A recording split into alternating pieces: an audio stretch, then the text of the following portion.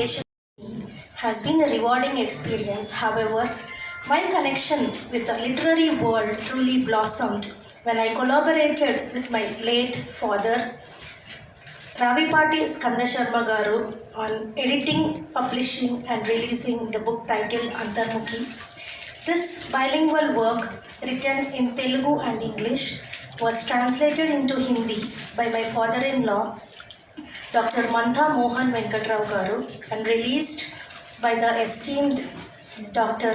C. Narayan Reddy Garu. So, following my father's passing, a collection of his books found a new home at the Kumarraju Foundation.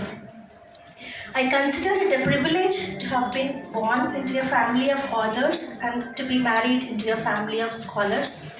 It's my aspiration that both myself and future generations will continue this literary journey, cherishing and contributing to the world of literature.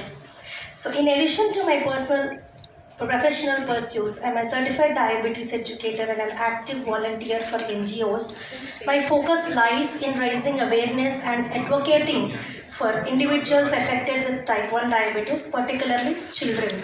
So over the past 6 years, I have been deeply involved with the type 1 diabetes community. Our efforts center around fighting for children's rights and influencing governmental policies to secure necessary accommodations and privileges in schools and other environments. So by addressing these factors, we strive to enhance the quality of life. So to amplify my impact, I regularly blog and share educative content on social media about various aspects of managing autoimmune conditions and social and emotional implications of the same. So through my writing and online presence, I have witnessed the power of the written word to positively influence and support numerous families grappling with health challenges. So I firmly believe in tremendous potential of a pen to effect a meaningful change. So I believe the author, Dr. Syamala Gaddam, needs no introduction. Her name resonates throughout the literary world, and her contributions to poetry have touched the hearts and minds of countless readers.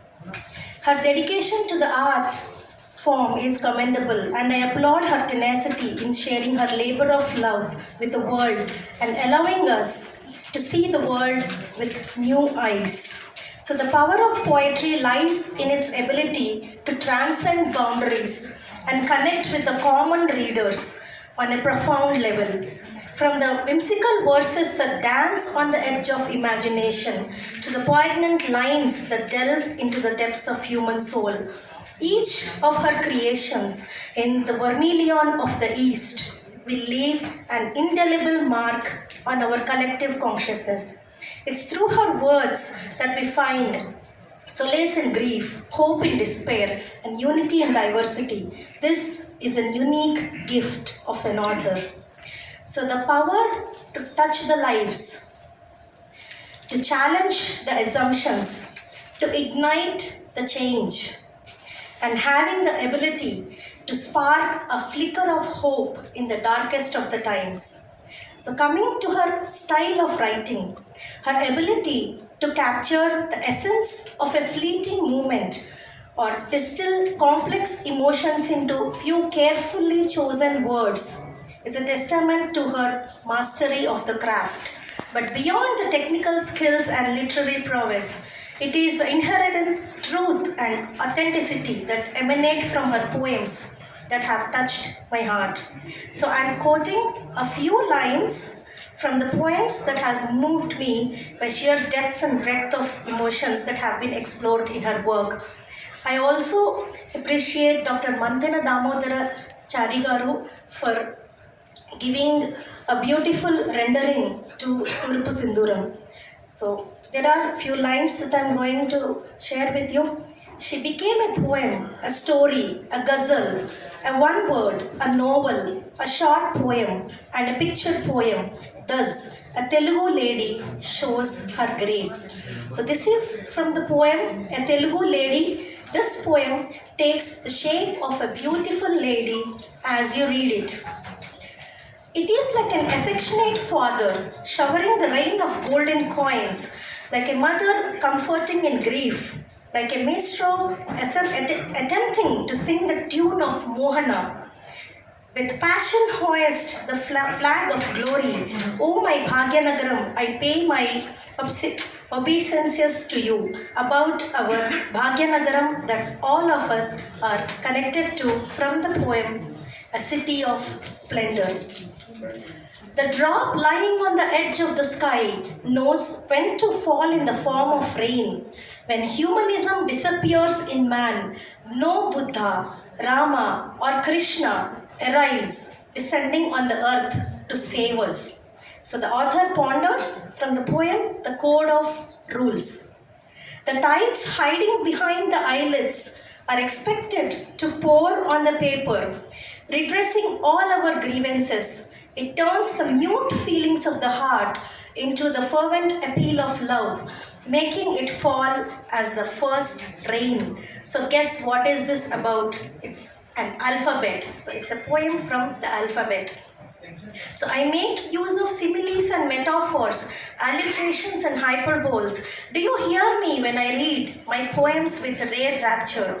The author questions from the poem, the word is overflowing. Hills break and turn into pieces. Forests surrender themselves to the fire.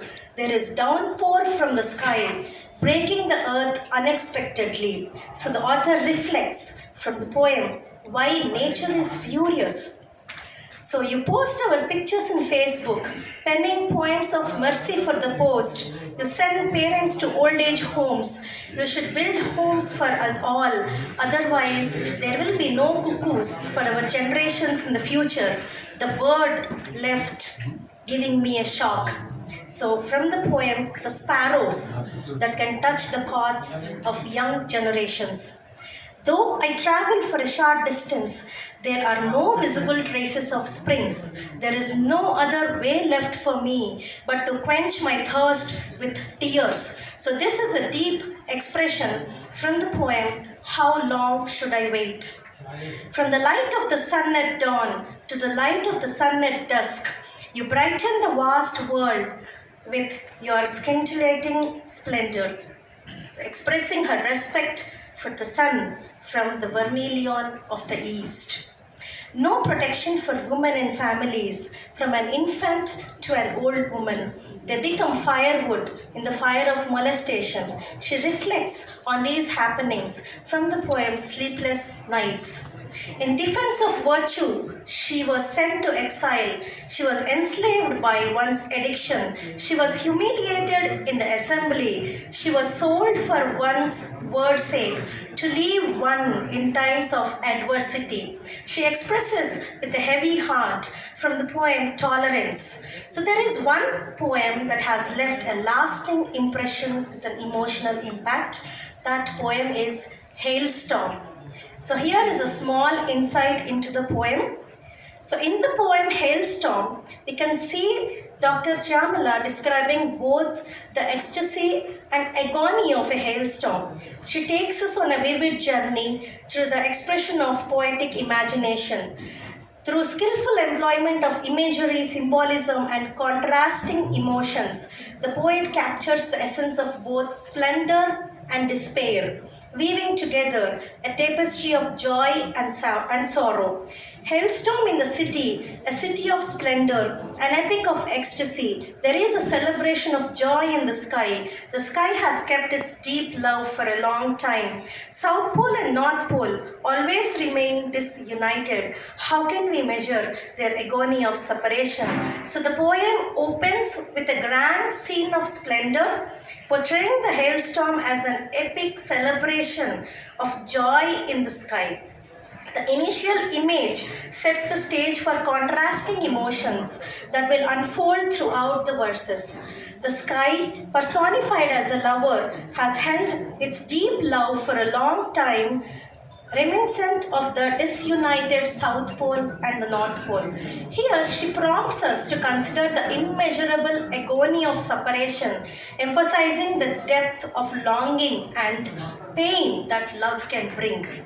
Aesthetic and delicate love gets solid and rains as hailstones. The sky is unable to bear the burden of separation. It takes the form of downpour, breaking all its whole affection. The rain sends us a message, and there are embroidered flowers on the black colored sari.